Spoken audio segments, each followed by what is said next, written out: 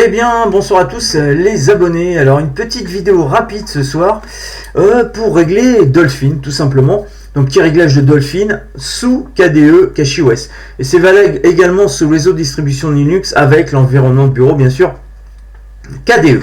Donc, je vais régler Dolphin et je vais vous expliquer aussi, parce que j'avais perdu le copier ici et le déplacer. Alors, je vais vous faire voir tout ça dans les réglages de Dolphin. Voilà comment je règle Dolphin.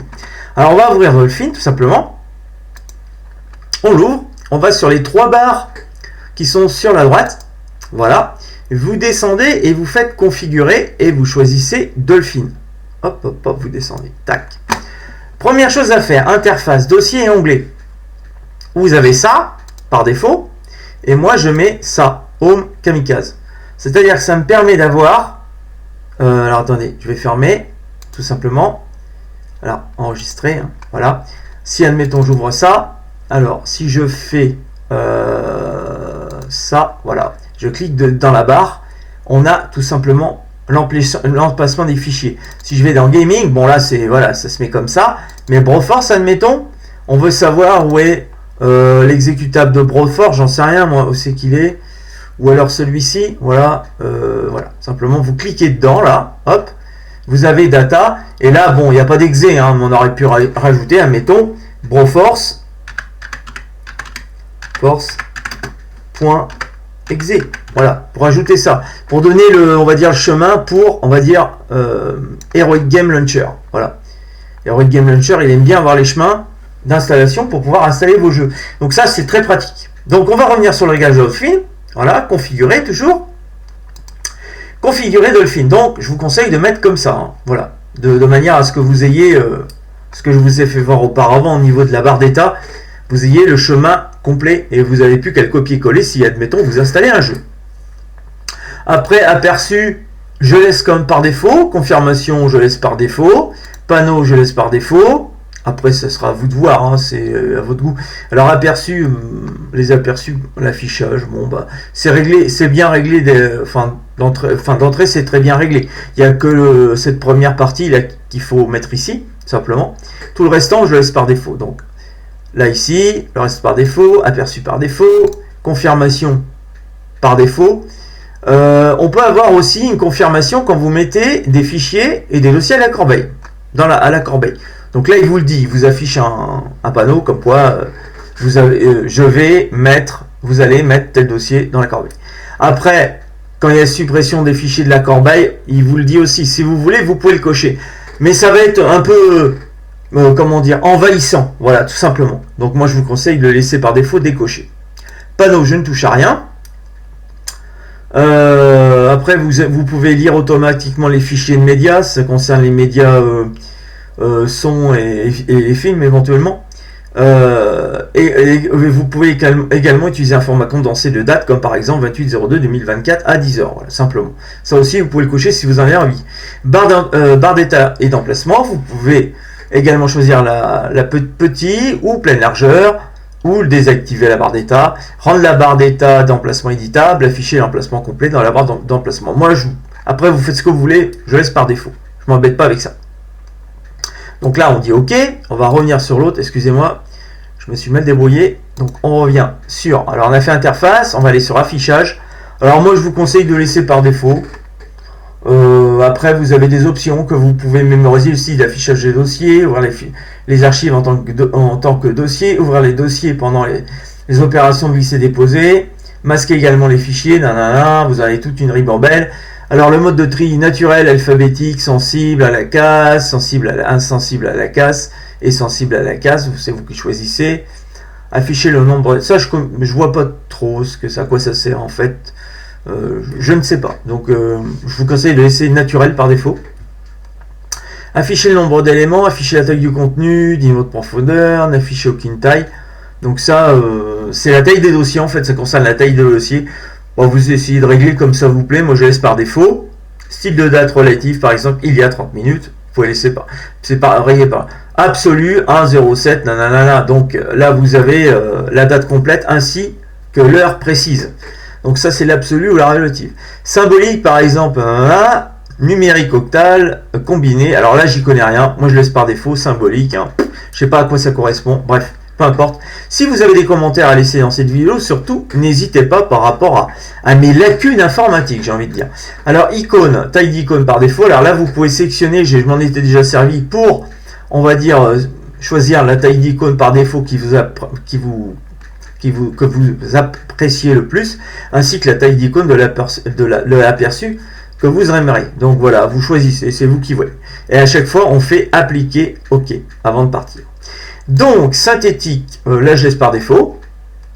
Et détail, après c'est encore détail, police système ou police personnalisée.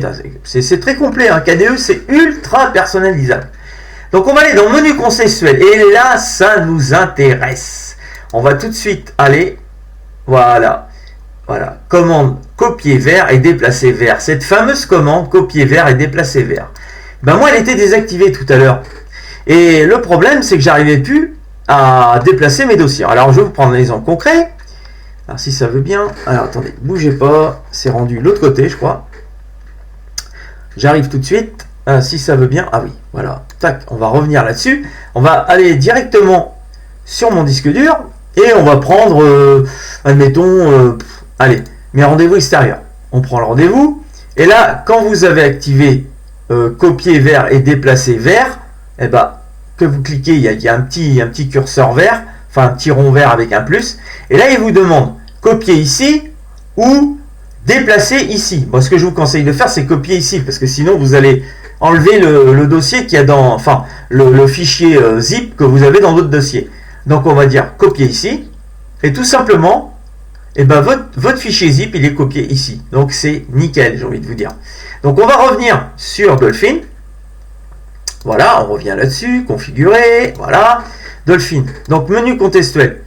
Moi, je vous conseille vivement de regarder si c'est activé.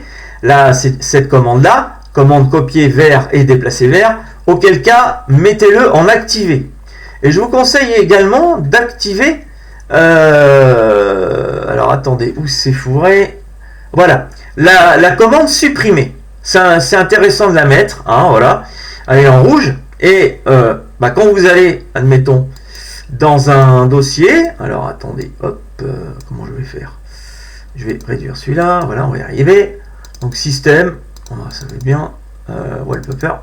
Si je fais ça, et ben vous allez voir qu'ici, tac, tac, tac, tac, vous avez une commande supprimée qui s'ajoute au, comment dire, au panneau déroulant. Voilà, tout simplement, au panneau de sélection. Voilà. Donc c'est, voilà, soit vous déplacez directement vers la corbeille, ou vous supprimez directement. Si vous supprimez directement, faites attention quand même à ne pas switcher sur les deux, faire une erreur, ça va vite, parce que si vous supprimez, le fichier sera définitivement supprimé. Donc, je vous conseille pas de le faire, enfin de le mettre. Moi, j'ai l'habitude, mais si vous êtes vraiment des fois pas trop à l'aise avec la souris, ne le mettez pas. Ne le mettez pas en activé, comme ça, il y aura juste déplacer vers la corbeille. Si on fait déplacer vers la corbeille, qu'est-ce qui se passe? On le retrouve, notre fichier. Alors, on fait restaurer avec le dernier emplacement. Ça veut dire qu'il va retourner à son emplacement initial. Ça permet de récupérer vos fichiers, vos dossiers, vos données que vous auriez éventuellement par négligence envoyées dans la corbeille. Donc, vous faites restaurer. Et si on revient ici, on voit que le fichier a été restauré. Donc, voilà. Alors oui, ça veut bien se réduire. Donc je vais finir avec Dolphin. Donc on vient là-dedans, configurer. La langue, ça on s'en fout. Excusez-moi, j'ai mal, vous voyez, j'ai mal. Donc configurer Dolphin. Je vais revenir dans le menu contextuel parce que finalement supprimer, je vais l'enlever. Je vais faire appliquer OK. Alors à chaque fois vous changez, voilà. Ça c'est très important de vous le dire.